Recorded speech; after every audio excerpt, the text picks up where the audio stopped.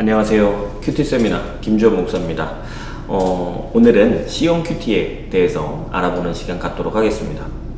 B형 큐티 지난 몇 주간 동안 실천해 보셨을 텐데요. 내용 관찰하고 느낌을 정리하고 기도하는 것으로 B형 큐티가 끝났다면 이제 거기에 좀 더해서 나의 삶 가운데 어떻게 살아낼 것인가를 진지하게 더 고민하고 그것을 위해서 하나님께 기도함으로 씨름해 나가는 것이 이 C형 큐티이기 때문에 이제는 삶의 변화로 이어가기 위한 그런 말씀 묵상을 한다라고 보시면 될 것 같습니다. 이 결단과 적용이라는 과정은 하나님의 말씀을 진지하게 관찰하고 묵상하는 것에 대해서 이제 삶으로 연결하는 다리 역할을 한다고 보시면 될 것 같습니다. 우선은 결단과 적용이라고 표현한 데는 이유가 있겠죠.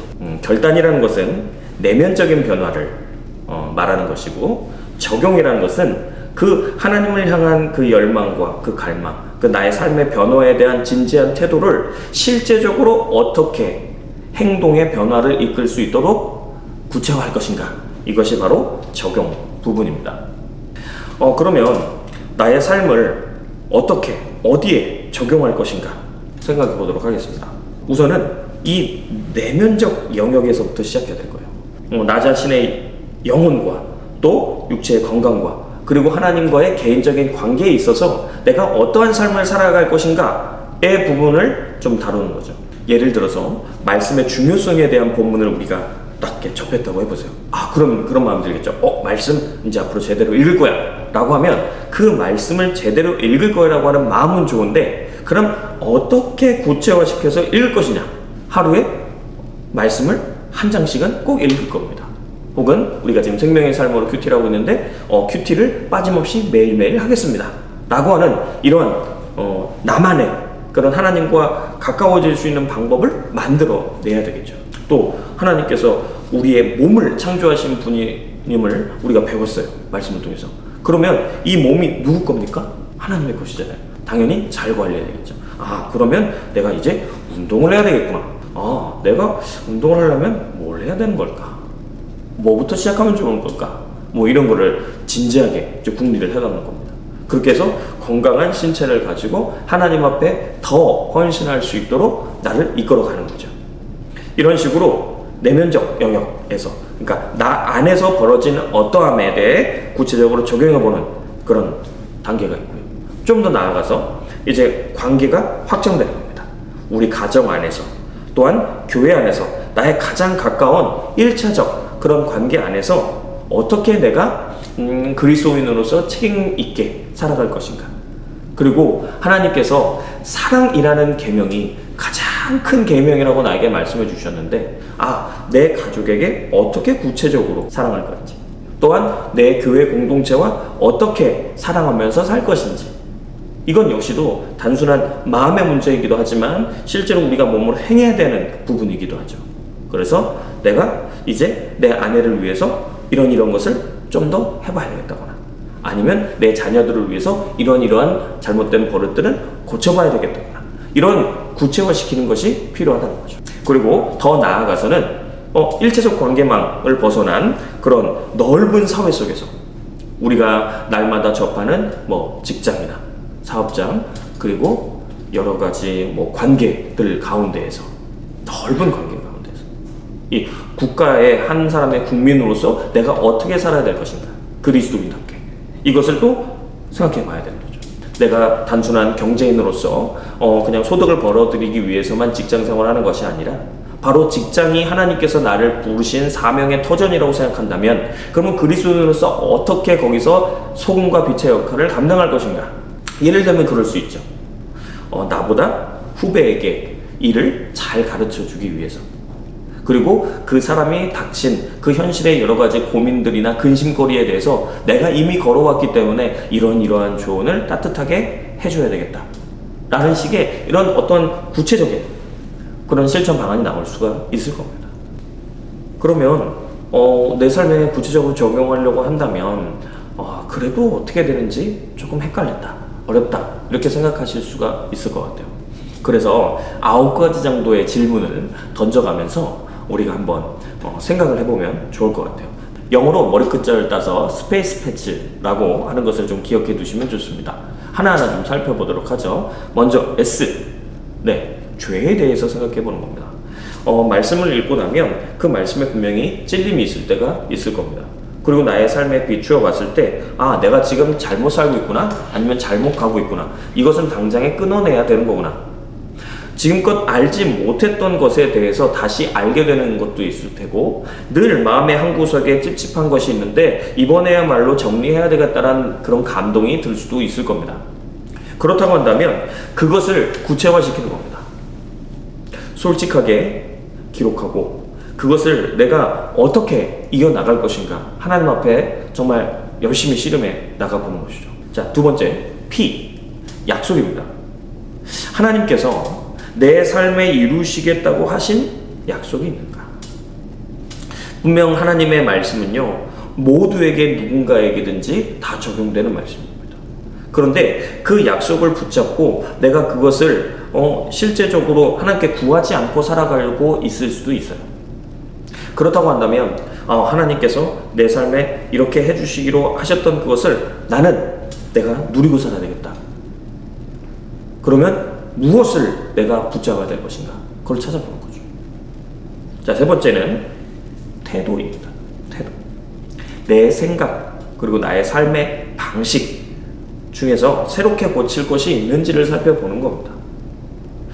더 구체적으로 얘기한다면, 나의 가치관 안에서 내가 목표하고 있는 어떤 길이 있는데, 그것이 과연 성경적으로, 정말 하나님 중심적으로 봤을 때, 정말 바른 길인가를 이게 찾아보는 거죠. 내가 어떠한 일을 하고 싶어요? 그런데 그 일을 해나가는 그 과정 가운데 내가 해왔던 그 모든 행동들 가운데에서 정말 내가 바른 길로 가고 있었는가? 정말 하나님 중심으로 살아가고 있는 것인가? 그럼 인생의 이게 굵은 그 방향, 그 선을 좀 다시 한번 궁리해 보는 겁니다. 다음, 명령입니다. 지금 당장 내가 따르고 실천해야 할 주님의 명령이 있는 것입니다.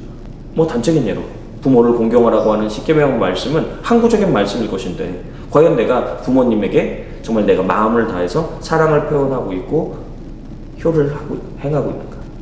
그러면 내가 지금껏 마음으로는 하고 있었다고 하더라도 좀 더 실천적으로 할 수 있는 것은 없을까? 좀 고민해 보는 겁니다. 그 다음, 본받고 나의 삶에 적용해야 할 신앙의 롤모델이 있는가를 한번 생각해 보는 것이죠. 성경의 많은 인물들을 통해서 그들이 살아왔던 삶의 모양을 우리에게 대입해 보기도 하고, 아니면 그 말씀 가운데 떠올랐던 우리 평소에 존경했던 어떤 누군가의 그 상을 떠올리면서 그분과 나의 언어는 어떻게 다른지, 그분과 나의 삶의 태도와 방식은 어떻게 다른지를 서로 대조해서 비추어 보는 거죠. 그러면 나는 이런 부분들은 이렇게 고쳐나가고 이런 부분들은 이렇게 닮아가는 삶을 살아야겠다 라고 하는 겁니다. 가장 좋은 것은 예수님과 나의 삶을 비교하는 것이겠죠. 예수님이라면 어떻게 하셨는가? 예수님이라면 어떻게 말씀하셨는가? 예수님이라면 어떤 선택을 하셨는가? 그것을 진지하게 묵상해 가면서 거기에 나의 삶을 비추어 보는 것입니다. 다음은 강구해야 할 기도입니다. 나 자신과 공동체를 위해서 하나님께 구해야 할 제목이 있는가를 생각해 보는 것입니다. 많이 개인주의화된 기독교 사회 안에서는 이 공동체에 대한 기도나 아니면 이 세상을 위한 기도를 잊고 살아갈 때가 얼마나 많은지 모릅니다. 내가 당면한 그 문제를 놓고 기도할 때는 굉장히 간절해지지만, 또한 다른 사람의 고통과 슬픔에 대해서는 우리가 무관심하거나 외면해버릴 때도 참 많다는 거죠. 우리가 직접적인 관계를 맺고 있는 사람들에 대해서만큼은 내가 내 문제만큼이나 더 눈물을 흘리지만, 저 세상에서 벌어지고 있는 여러 가지 악과 불의와 불공평한 이 사회를 바라보면서는 그냥 나와는 너무나도 먼 그런 사건이나 사고일지 모른다고 그렇게 무시하고 살아갈 때가 참 많다는 거죠. 그러니까 내가 정말로 무엇을 위해서 기도해야 됩니까? 하나님께서는 지금 나에게 어떠한 기도를 하기를 원하신가를 하나님 앞에서 여쭈어보는 겁니다. 나의 한 사람의 기도라고 할지라도 이 세상을 변화시키고자 하시는 하나님의 그 계획과 일하심에 내가 동참한다는 생각으로 거기에 반응하는 것이죠. 그 다음, 잘못된 생각과 오류입니다. 내가 진리라고 믿어왔지만 말씀 앞에서 부서져야 할 오류가 있는가? 아무래도 내가 살아가고 있는 것이 맞다고 여겨질 수가 있습니다. 그런데 사실은 성경에서 그렇게 말하지 않았음에도 불구하고 그것이 진리인 양 내가 붙잡고 살아가고 있는 것이 있을 수 있다는 거죠. 그것을 고쳐나가는 겁니다. 단적인 예로 이런 것이죠. 우리가 복음에 대해서 바로 이해하고 있나요? 정말 복음을 완전히 이해하고 복음을 누리는 삶이란 무엇인가요? 내가 어떠한 선행을 하는데 그것이 나의 공로를 쌓기 위함인 것인지, 아니면 내가 구원받은 은혜에 감격하여서 정말 하나님을 사랑하는 마음으로 자연스럽게 나온 것인지, 그러한 부분에 있어서도 우리가 우리의 삶을 돌아봐야 될 필요가 있다는 거죠. 우리가 그리스도 안에서 살고 그리스도 안에서 행해야 하는데 정말 그 그리스도 안에서 행한다는 것은 무엇인가? 지금까지 내가 살아왔던 그 모든 신앙의 경험들이 또 맞지 않은 것일 수도 있습니다. 내 착각이나 내가 그렇게 믿고 싶어서 그렇게 붙잡고 살아왔던 것이 있을 수도 있겠어요. 그렇다면 고쳐야겠죠. 자, 다음 질문은 진리입니다. 하나님, 인간, 그리고 세상에 대해 새롭게 깨달은 진리가 있는가를 묻는 겁니다.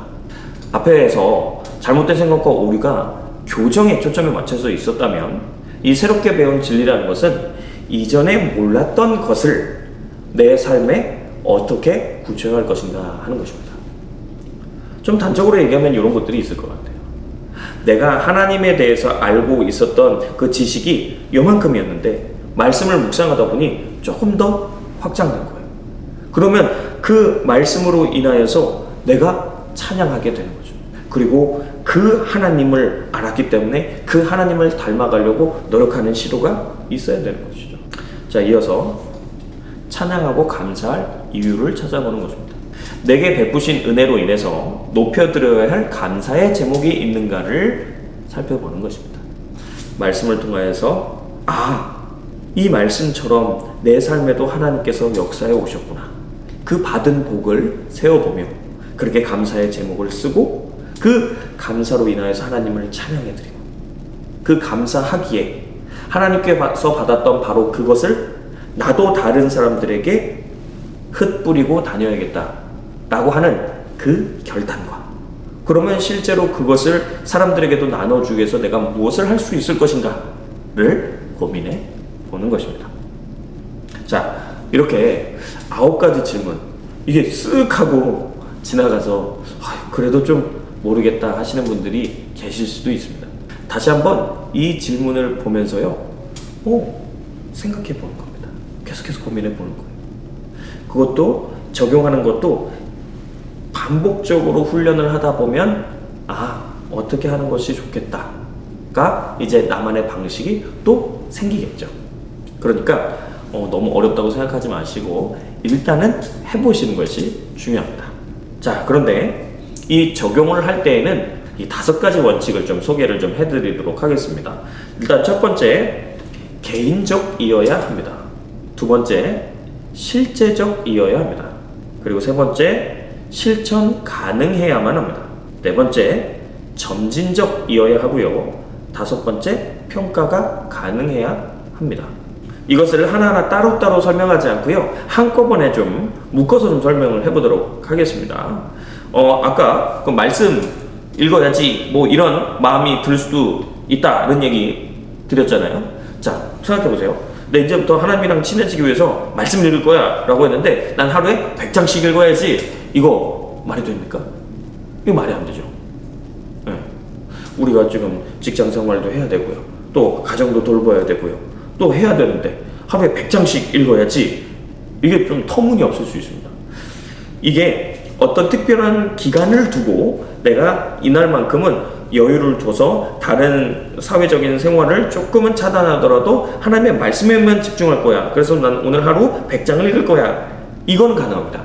그런데 나는 앞으로 죽을 때까지 날마다 하나님의 말씀을 100장씩 읽겠습니다, 이거는 사실은 터무니없는 일일 수 있습니다. 그렇기 때문에 실제적으로 내가 할 수 있는 것이어야 됩니다. 그리고 그것을 위하여서 내가 하는 것이지 다른 사람에게 내가 실천하고 있는 것을 강요해서도 안 되는 것이죠. 그래서 내 삶 속에서 내가 조금씩이라도 꾸준히 실천할 수 있는 어떤 그런 수준을 정해서 해나가는 겁니다. 아, 내가 하나님과 가까워지기 위해서 하루에 성경을 3장씩 읽을 거야. 그리고 기도는 하루에 30분씩 할 거야. 그렇게 적어도 1시간 반 정도는 꼭 내 시간을 떼어서 하나님과의 독대의 시간을 만들 거야. 라고 하는 정도의 수준이라면 얼마든지 우리가 실천 가능한 범위 안에 들어갈 수 있을 겁니다. 그렇게 된다면 성경 일기표를 만들고, 그렇게 기도 제목을 적는 노트를 만들고, 감사 노트를 만들어서 날마다 기록을 해감을 통하여서 그렇게 내가 어떻게 해왔는지를, 그 변화를 볼 수도 있겠죠. 이런 식으로 개인적이고 실제적이고 실천 가능한 것을 점진적으로 평가 가능한 척도를 나름대로 만들어서 실행해 나가는 것이 굉장히 중요한 겁니다. 그리고 적용할 때 주의해야 될 3가지 주의점이 있습니다. 먼저 첫 번째는요, 한계를 벗어나는 무리한 적용은 안 된다는 것이죠. 앞서 말씀드린 것처럼 실천이 불가능한 목표를 잡아서는 안 됩니다. 그렇게 되면은요, 좌절하게 되고요, 정죄감에 빠질 수도 있습니다. 그러니까 실천 가능한 작은 것부터 실행에 옮기는 것이죠. 두 번째는요, 변화를 일으키지 않는 형식적인 적용을 해서는 안 됩니다. 이미 하고 있는 것을 하겠다라고 하는 것은 새로운 결단과 적용이 아닙니다. 예를 들면 이런 것이죠. 난 주일 예배를 꼭 잘 지킬 거야. 이거는 당연히 해야 되는 거고요. 이미 해오던 것이죠. 내가 주일 예배 시간에 지금까지는 시간 맞춰서 갔는데 앞으로는 10분 정도 전에 가서 내 마음을 정돈하는 기도를 올려드리고, 또 함께 예배하는 이 예배자들을 위하여서 축복하는 기도를 하고, 그렇게 예배 시간에 들어가야지 라고 하는 것은 무엇인가 전과는 다른 변화로 이어질 수가 있겠죠. 그런 식으로 통해서 계속해서 내 삶 자체가 좀 더 풍성해지고 확장되어질 수 있는 거겠죠. 또 3번째는요, 지나치게 개인주의적인 적용을 해서는 안 된다는 것입니다. 적용을 할 때 내게 적용해야 되는 것은 맞지만 그것의 지향점을 이야기하는 것입니다. 이게 무슨 말이냐면, 나만의 복, 그리고 나만의 평각, 그것에 너무 갇혀가지고요, 이웃과 공동체는 전혀 돌아보지 않은 그런 것을 조심해야 한다는 것입니다. 오늘은 여기까지 결단과 적용을 어떻게 할 것인가에 대해서 말씀을 드렸고요. 오늘도 수고하셨습니다.